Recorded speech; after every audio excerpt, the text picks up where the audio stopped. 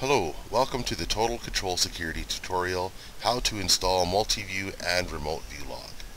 First thing you will need to do is go to Internet Explorer and go to our webpage, www.tcsecurity.com, and then go to the Support tab. Under the Support tab, there's three things you're going to download.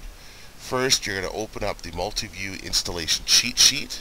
You can right-click and save target as, and set it to save into My Documents.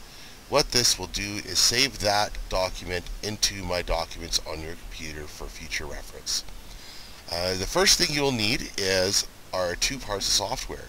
So we have the Multiview 8.55 software and the Remote Viewlog 8.55 software. Click on Multiview software and it asks you to save. You're going to save as, and again save it to My Documents. As well, you're going to click on Remote Viewlog and you're going to click Save As, and again save it to My Documents. Alright, now our software has all downloaded. We can now close the Internet Explorer window, and now you will go to My Computer and My Documents. Now in there you will see three things: the PDF file on how to install Multiview and Remote Viewlog. You will need Adobe Reader in order to read it. As well, we have our two parts of software. So the first thing we need to do is extract these zip files. So you highlight the one file, we right click and we go Extract All, and you can uncheck the Show Extracted Files when complete, because we will come back to that after. So then we click Extract and we just wait for it to finish. There, that one is extracted. Now if I double click that folder, there's our installation file for the Multiview software. So I'm just going to go back. Now we have Remote Viewlog. It's the same thing. We highlight it, we right click it, Extract All, and extract. There, now we have both of our installation files extracted. In order to install, we'll start with our Multiview. We double click the folder, and now we double click the file. We come up with this warning, we just click Run.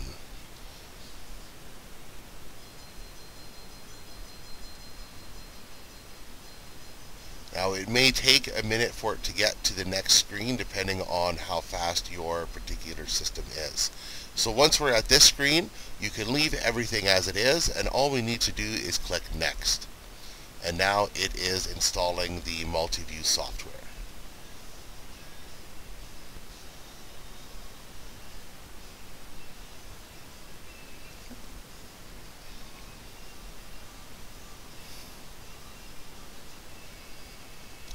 This process will take typically at least a minute or so.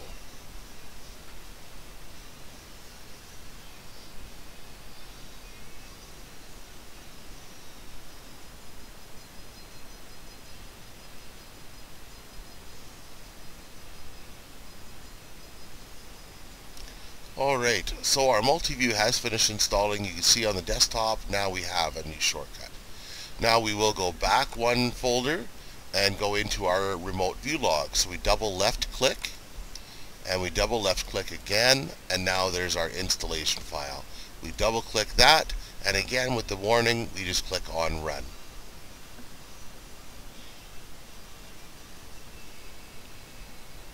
Now the Remote Viewlog is a little bigger, so it will typically take a little bit longer to install than the Multiview did. And again, we leave everything set as it is. You click Next, and now it is installing.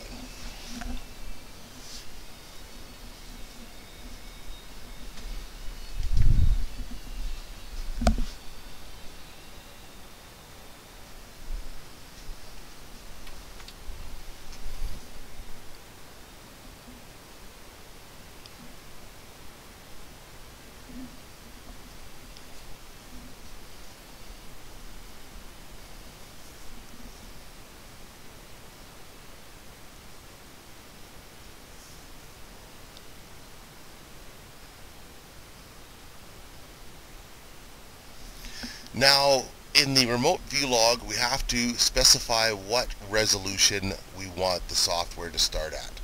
In order to check what resolution you are running, you will go to your desktop and you will right click and we go to screen resolution if you are in Windows 7, and we go down to the bottom of the list to what would be properties if you are on Windows XP.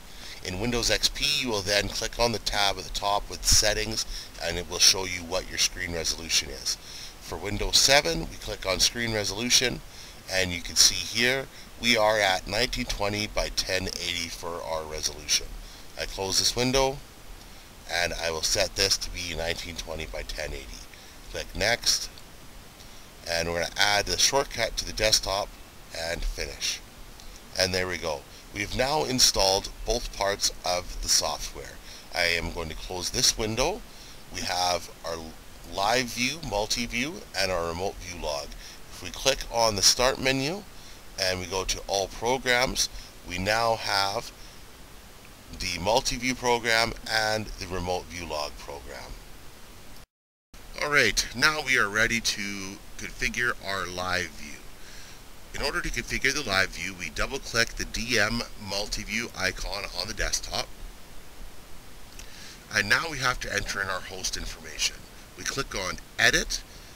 Our IP address is provided at time of training. It will be a name with .dipmap.com at the end.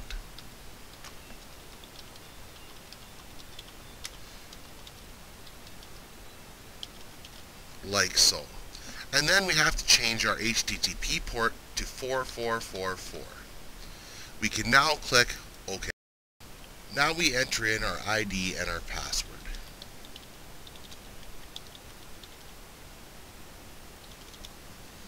Now you can click on Save Password if you don't want to enter in your username and password every time you go to view the live cameras.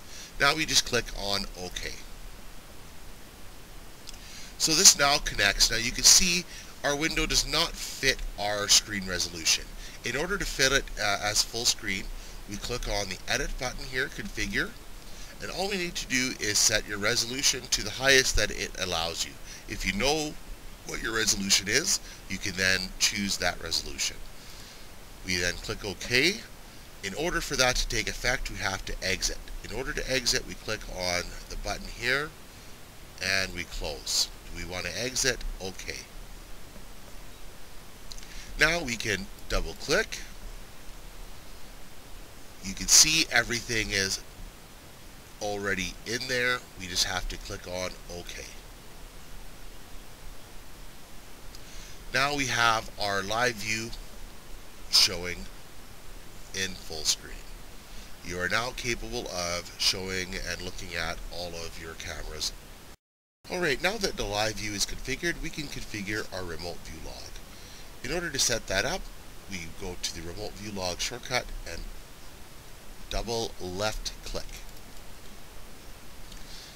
It is remote view log service that we select, and now we enter in our IP address. Our port number will stay the same, and again you enter in your ID and password.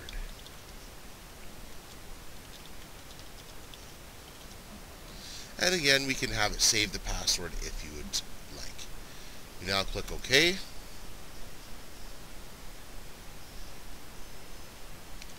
And now our remote view log is configured and set up. In order to exit, we go to the bottom left button and we click on Exit. Now if we go back in again, we still click Remote View Log Service, but now if we click on this little triangle, we have everything saved. We select your address and everything will autofill.